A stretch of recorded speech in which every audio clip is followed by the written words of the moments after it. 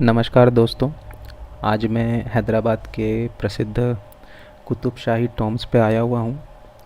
कुतुब शाही tombs basically जो हैदराबाद में कुतुब शाही dynasty हुई थी 1512 में, जिसकी शुरुआत हुई थी, उनके 7 राजाओं का यहाँ पे मकबरा है और उसके साथ ही साथ कुछ मस्जिदें भी यहाँ पे हैं।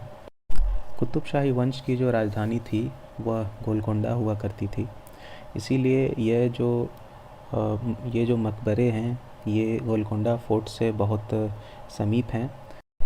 जैसा कि हमने हुमायूं का मकबरा या फिर ताजमहल में भी देखा है कि मकबरों के आसपास जो एक बागीचे का जो चलन है यह दिखता है, वो हमें कुतुब शाही टॉम्ब्स में भी देखने को मिलता है।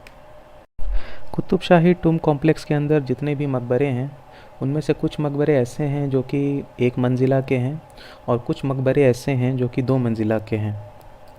कुतुब शाही टूम कॉम्प्लेक्स को बेसिकली जब तक कुतुब शाही डायनेस्टी थी तब तक इसका देखभाल रख रखाव अच्छे से हुआ करता था, पर जब कुतुब शाही डायनेस्टी का डिक्लाइन हुआ 1687 में, जब औरंगज़ेब ने गोलकोंडा पे अटैक किया था और यहाँ पे मुग़ल साम्राज्य की स्थापना हुई थी, उसके बाद से लेकर जो कुछ शुरू के जो निज़ाम्स हुए थे तब तक इस जगह का रिस्टोरेशन सही से नहीं हो पाया था, देखभाल रख रखाव सही से नहीं हो पाया।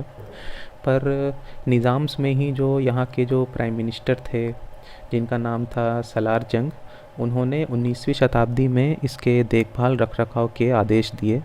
उसके बाद से इस टूम कॉम्प्लेक्स का देखभाल और रख रखाव होना चालू हो गया। इस कॉम्प्लेक्स के अंदर जैसे मैंने बताया कि कुछ मस्जिदें भी हैं। इन मकबरों में जो सबसे ऊंचा और सबसे बड़ा मकबरा है यह मोहम्मद कुली कुतुब शाह का मकबरा है। ये जो आप बाईं तरफ जो मकबरा देख रहे हैं ये मोहम्मद कुली कुतुब शाह का मकबरा है, जो कि सबसे बड़ा मकबरा है।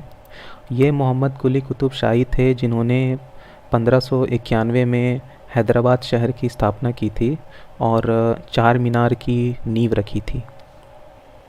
अतः अगर आप हैदराबाद आते हैं तो आप इसे अपने ट्रैवल लिस्ट में डाल सकते हैं।